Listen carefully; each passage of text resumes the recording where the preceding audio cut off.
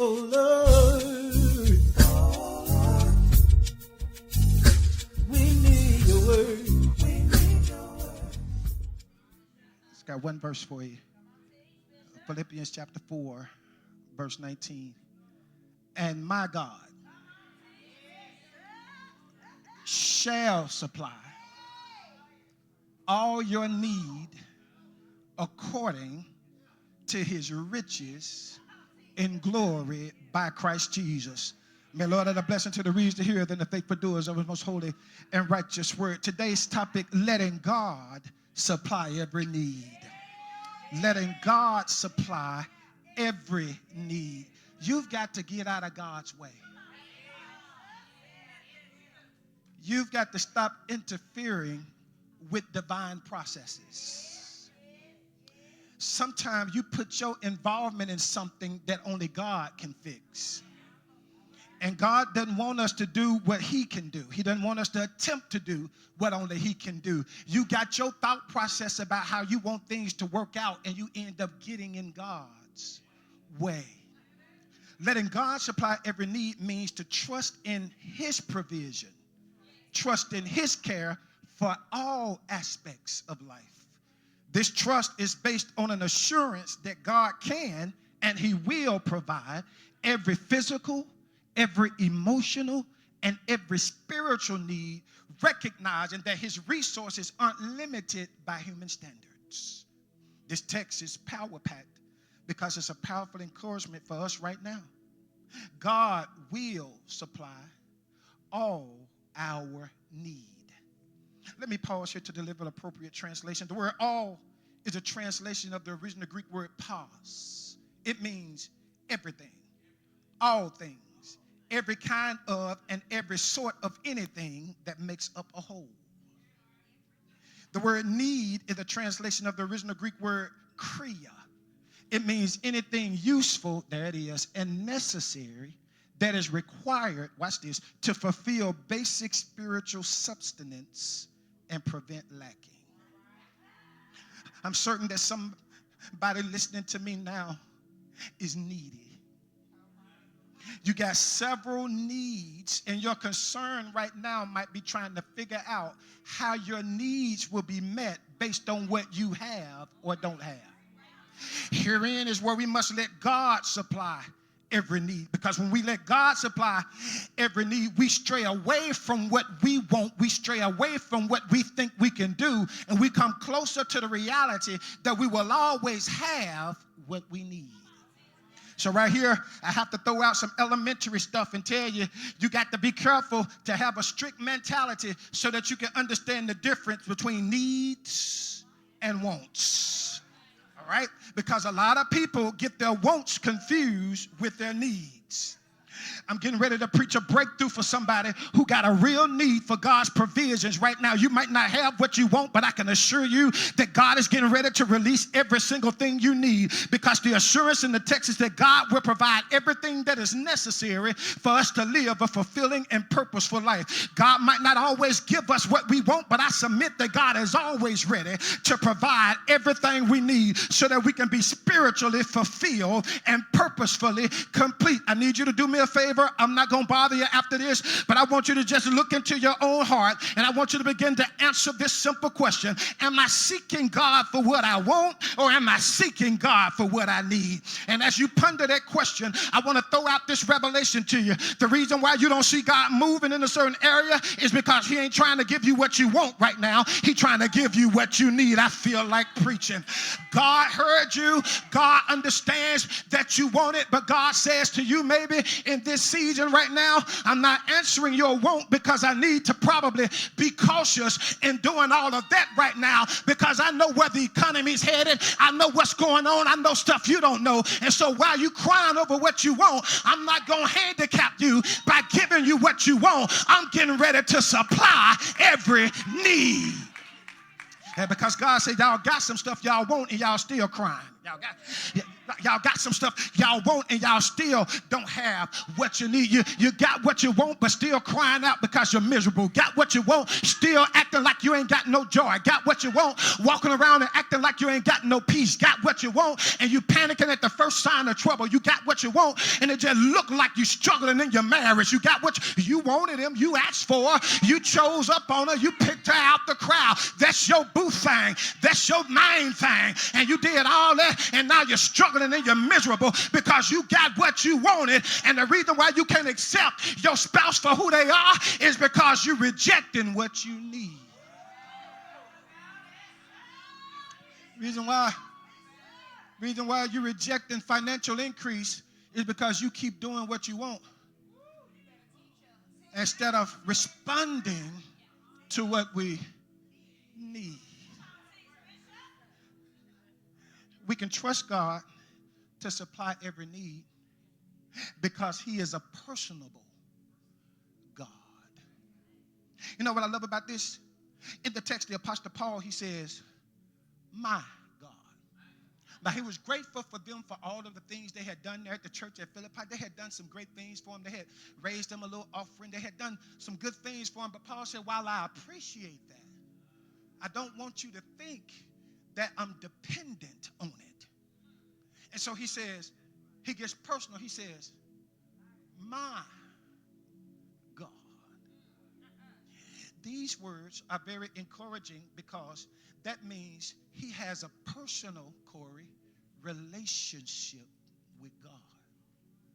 Corey, the God you know is the God you get.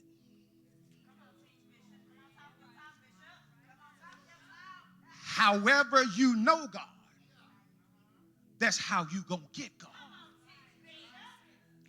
When you investigate who God really is, you got to stop going off of surface stuff. You heard somebody say he's a way maker. You heard somebody say he's a bridge over troubled water. You heard somebody say that he's a shelter in the time of storm. That's real good, and I like all that, but I need to know who he is to you.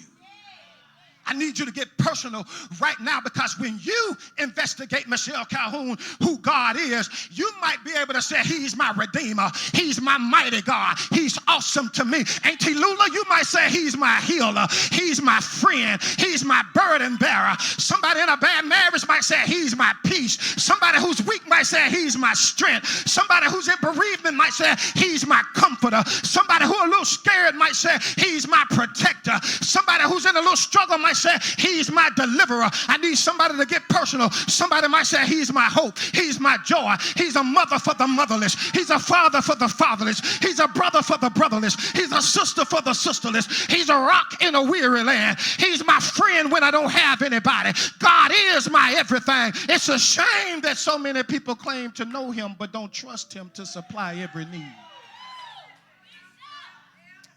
We trust him for some things but not all things. So we put God in a categorical box because we believe him for this, but this area I'm going to do on my own. And so what I do is I box God out of what I think I'm capable to handle on my own. I box God out of how I want this to work. I box God out. I want this relationship. I want this job. I want this surgery. I want this. So instead of me leaning on God to supply, I'm going to box him out of this because this is the decision that I want to make.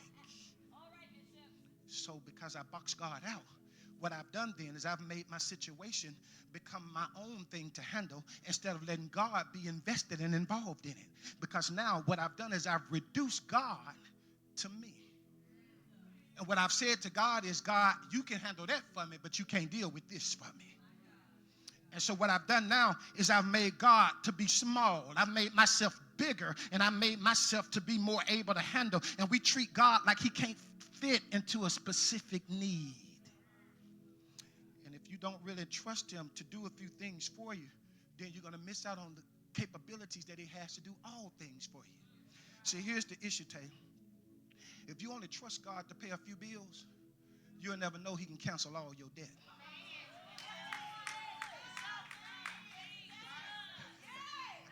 See, Dre, the God you know is the God you get.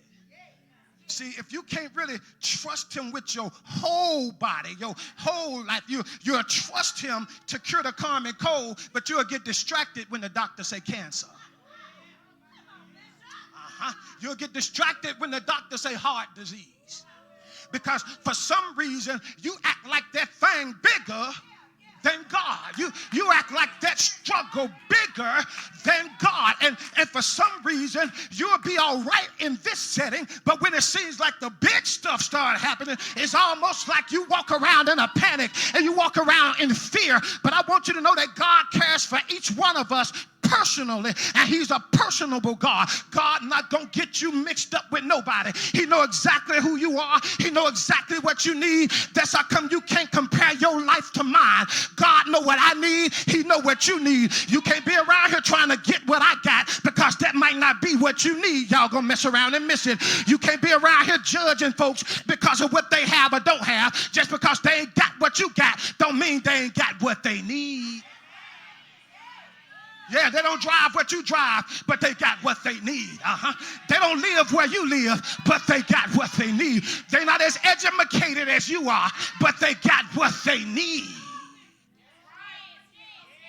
So, he's a personable God. My family is me and my family business. Stay out of it. What God doing in my house, he's providing what we need. Don't worry about what's going on my address. Right? Don't worry about my family. We trust in God. You calling up saying, y'all better go down there and get in line. Y'all better go down there and do this, and y'all better go down there and do that. And y'all better go down there and do that. And you sitting back saying, God shall supply. Yeah, whatever resource in the earth he tells me to go get, then I'll go get it. But I'm not dependent on resources when I got a real source. I got a real source. And here's the problem. Here's the problem, Bruce, because not only can we trust God to supply every need because he's a personable God, but we can also trust him because he's a promise-keeping God. Listen at the text. The text says God shall. Y'all ain't saying nothing to me. The word shall, that phrase there, shall supply, is a translation of an original Greek word plero. It means guaranteed to cause to fill up completely. So herein is a promise that God shall completely satisfy whatever our need is. So watch this. The text states that God shall, not money shall. That's that. I didn't mean to get here, Cashapp. I done slipped in on you, Kale. The text says, my God shall, not job shall. That's what's wrong, AJ. Everybody panicking now, Earl. You know why? Because the text says God shall, not government shall. Oh, my God. That's what's wrong. Folk about to lose their mind. Folks about to go completely berserk because the text says God shall, not my bank account shall. God shall, not my mama, not my daddy, not my sister, not my brother, not my cousin, not my pastor, not my friend, not my enemy. Somebody shout, God shall. Y'all be seated. Everybody ain't got it. Y'all making the folks behind you mad. You got to be there because they upset with you for jumping and shout because you got a revelation. God shall. Not doctor shall. God shall. The only thing wrong with you is you got the wrong thing in front of your shall. If you don't put God in front of your shall, you're going to always lean on the wrong stuff. You'll be around here panicking and ain't even supposed to be. Be around here weary and don't even have to be. If God shalled before, he so shall some more. Yeah. So have I got at least one somebody who can say, I seen him do it? I don't need everybody. All I need is two folks who for real with me. Now, Cashapp, y'all sit down. I ain't talking about the folks who had a few dollars. I'm talking about the folks who don't have no money. No, listen, I ain't trying to be funny. I ain't talking about the folks who know they got a paycheck coming Friday and you just ain't got no money now. I'm talking to the folk who ain't expecting nothing Friday, but know God still made it. I'm preaching better than y'all. I'm talking to some folks who know God shall supply. Because he's a promise keeping God. Not only can we trust God to supply every need because he's a personal God and a promise-keeping God, but also because, oh my God, Bruce, he's a plentiful God. Oh, Lena, this is good. Dre, he don't never run out of stuff.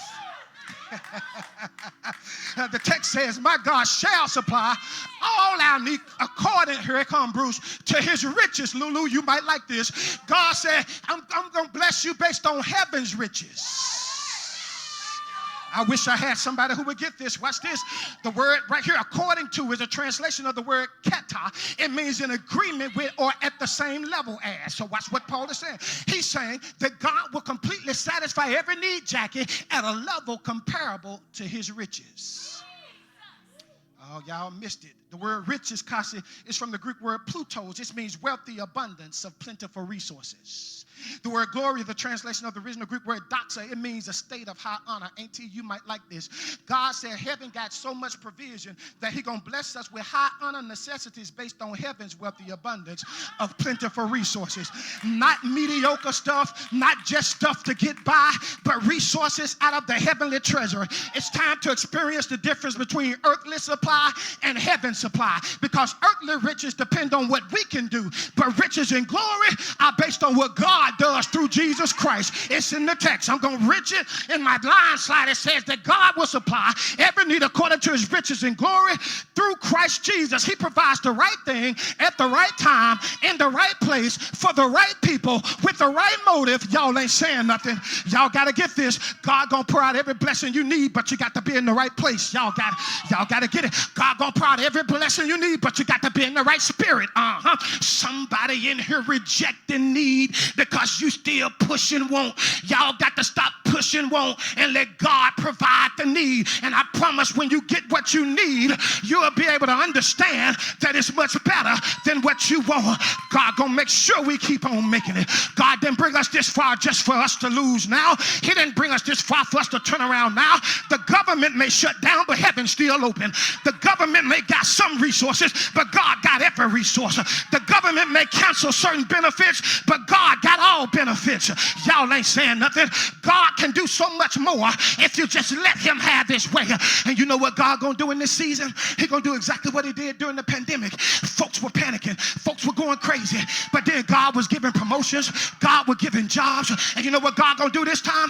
Y'all ain't gonna need to be paying attention. Y'all gonna be worrying about what you ain't getting from the government. And you're gonna mess around and go to work and they're gonna say, we giving you a promotion. Y'all ain't saying nothing. Y'all gotta pay attention to how God gonna provide. Y'all be around here talking about stuff ain't working out for you, and God will be walking around talking about, I'm finna drop some stuff off to you, because y'all ain't living off earthly economy. Y'all living off heavenly economy. And so I need 5 people who gonna keep on dreaming. I need 5 people who gonna keep on believing. I need 5 people who gonna keep on going for it. I want 5 people to say I ain't worried about what's going on in worldly chaos, because my mentality is based on heaven's riches and not earthly riches. My God got plenty. Somebody say God got plenty. Ain't no need to worry what the night gonna bring.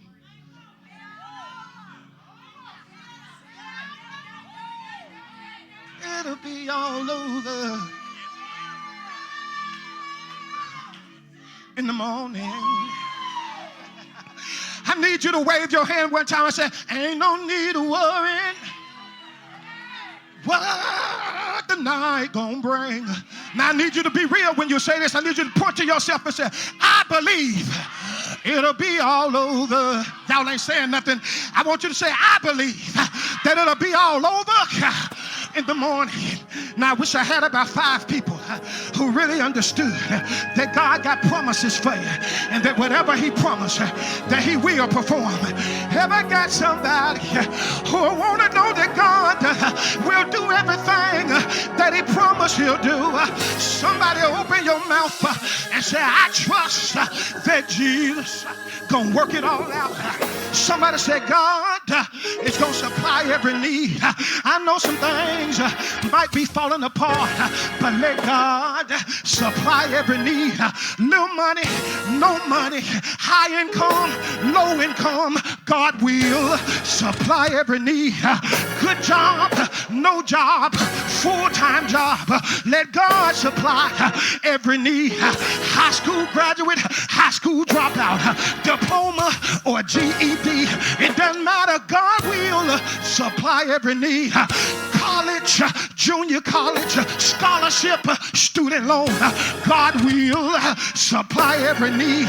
Today, tomorrow, next week, next year, God will supply every need. Right now, today, early in the morning, way over in the midnight hour, God will supply every need. Your car, my car, new car, borrowed car, Uber or Lyft, God still gonna supply every need. Diabetes, cancer, COVID, pneumonia, major surgery, outpatient procedure, God will supply every need. Prescription meds, it don't matter. Over-the-counter meds, it don't matter. God will supply every need. Friend, no friend, good family, bad family, God will supply every need. For your father, for your mother, for your sister, for your brother, God will supply every need. Big house, small house, townhouse, farmhouse, apartment, or rented room. Somebody said God will supply every need. Married, divorced, single, or dating. Boo thing, no thing. Girlfriend, boyfriend. Your thing ain't no thing. God will supply every need. Is there anybody who can testify that I trust him with my whole life? I need somebody to say, I trust the Lord with my whole life, and whatever he promised, he will perform. Somebody say, I ain't gonna worry about what's going on around me. I ain't gonna worry about what's going on in society. I got a God who got all power of heaven and earth is in his hand. Y'all remember, don't you, how Jesus died, but early on the third day morning, he got up with how much power? I said he got up with how much power? Y'all ain't saying nothing. If he got all power, don't that mean he can do this and he can do that? He can do what's impossible. He can do what you think can't be done. Y'all do me a favor and say, I put it all in his hand. No matter how great or small, he's the master of them all. Somebody say, I put it all. Somebody say, I put it all in his hand. Shout this and that. He can handle it. That's a fact. I put it all in Jesus' hand. I'm telling somebody, get ready for a major breakthrough now. Get ready for a major healing now. God getting ready to unleash a powerful blessing. Will you do me a favor and say, supply, God? Open your own mouth and say, supply right now. Open your mouth and say, do it right now. I want everything you got for me. Whatever I need, I want you to supply. Now do me one more favor and I'm going to leave you alone. Give God the praise like you know he gonna do it. I said, give God the praise like you trust him to do it. Give God the praise like he gonna work it all out. Now say yeah. Say yeah. One more time, say yeah. Yeah. I'm gonna leave you right there. I'm going to leave you right there, but here's what I want to know. I want to know if anybody here got enough sense to trust in Jesus. I want to open the door of the church, but I need about 5 people who got enough sense to trust that God going to make a way for you. To just wave your hand one good time.